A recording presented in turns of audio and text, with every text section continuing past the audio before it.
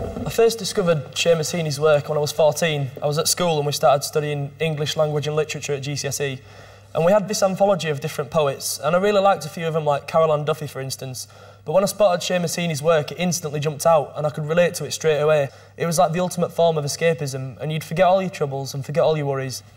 The power of words can do anything, and it can change your mood straight away, and, you know, it got me through some tough times. And even now that I write poetry myself, just reading his work, it really does inspire me to pick up a pen. And because poetry is a bit of a stigma, a bit of a dirty word at that age, and I didn't tell my friends, it increased the fact that I was in my own little world and no one knew about it, and it was just me and Seamus, and it was just, you know, it was brilliant.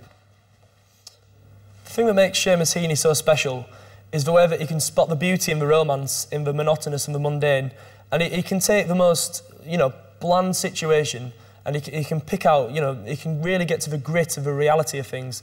In 5 or 6 words, he can provoke so many images and emotions, and he just encapsulates it in such a wonderful and poetic manner. And it was something I'd never really seen before. And he doesn't even subscribe to the traditional poetic kind of formula. And even when he's dealing with really sensitive issues, for instance, there's a poem about his brother dying. He got knocked down when he was 4.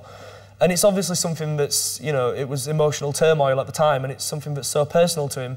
And yet, the way that he discusses it and the way that he puts you where he was, it's just so simplistic, and it's incredible how he manages it with so few words. He has so much power.